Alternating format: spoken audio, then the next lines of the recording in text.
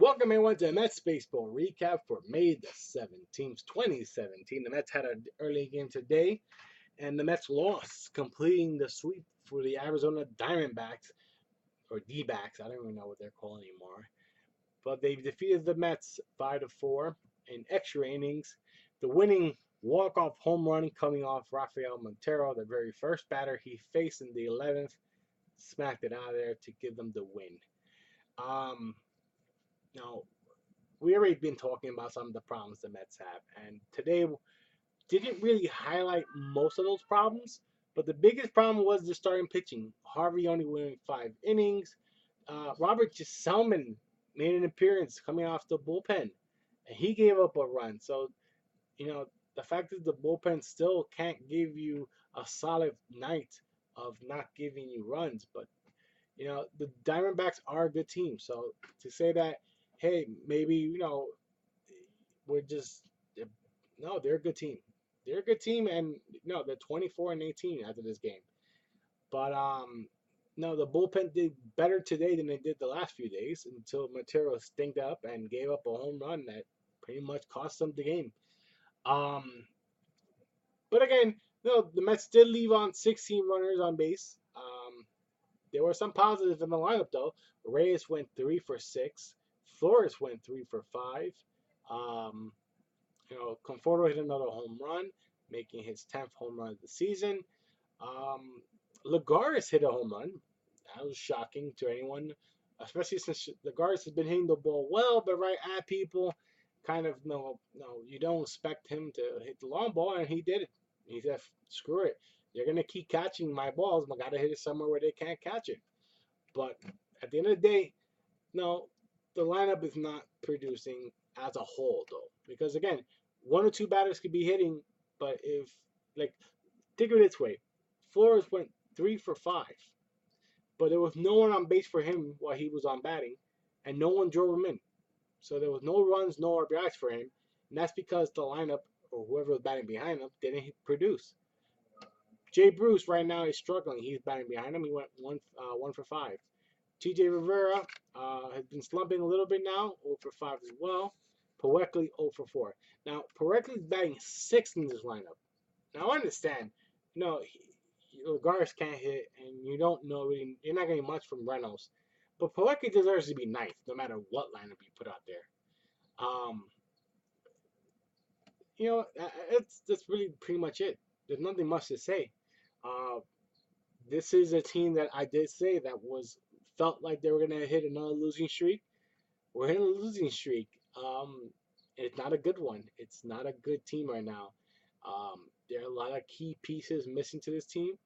We were winning without those pieces, but again, I feel that this is on Terry Collins because Terry Collins produces that lineup, and that lineup did not produce.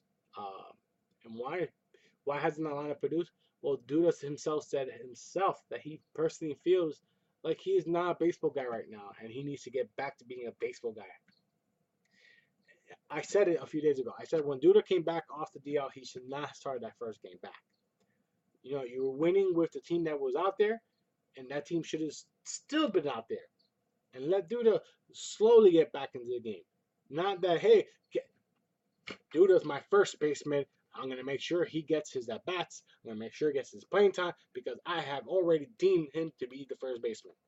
Listen, I understand he's your first baseman, but he hasn't been here in a while. He was hurt, a little elbow injury that I think was drawn over proportion. These players, I feel like they're fragile right now. I said no matter what you do, Cabrera dives over a ball and jams his thumb. Oh, my thumb is now busted. Like I don't understand. I've fallen. I have gotten hurt myself. Now don't get me wrong. I'm not an athlete. I play once in a while, but I'm not an athlete. But I know that I could bang my finger, and you know what? It's gonna hurt for a little bit, but it'll be fine. Like I don't understand how they're getting hurt. It doesn't make sense. That the fact is the Mets have so many players in their DL over nothing. I mean, absolutely nothing. These injuries that are happening look like nothing happened to them, and yet they're falling down like pancakes. So I don't know. I honestly don't know. And I do feel, as a Met fan, I am lost watching this team. Now, granted, I didn't watch the game today. I heard the game on the WOR. I really the MLP app because I don't really have radio. But yeah, it's hard to watch this team. It's hard to just follow this team when this team is just that bad.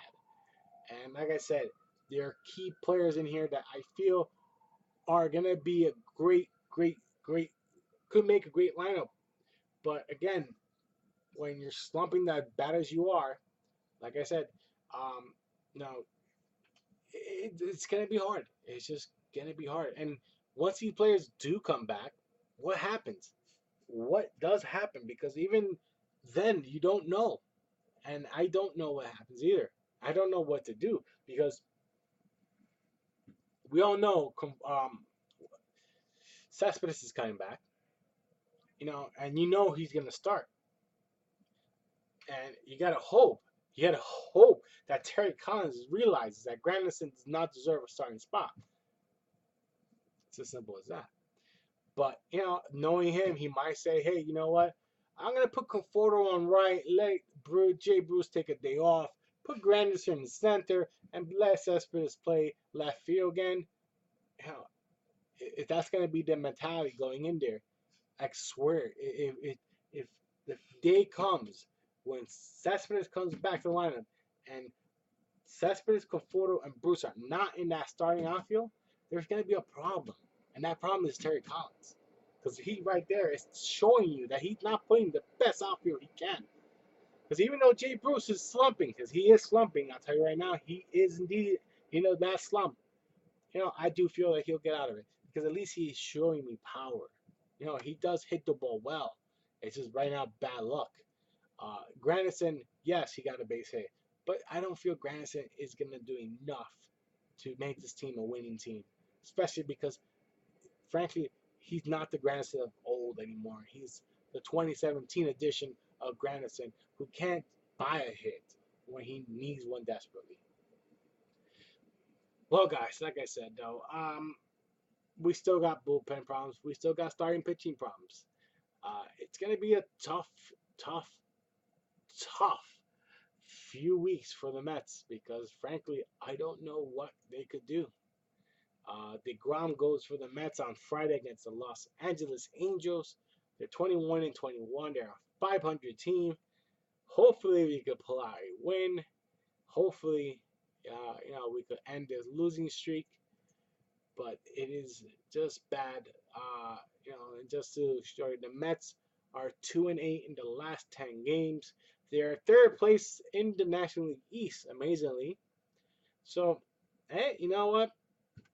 Third place, right? That's good, right? No, ain't good. Ain't good. Um, we got a lot of work to do, and the team has a lot of work to do.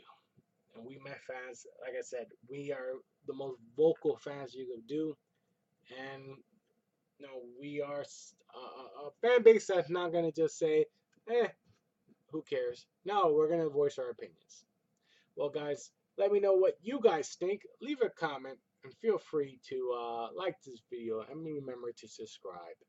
I'm Willie Guns, and I'll see you Friday.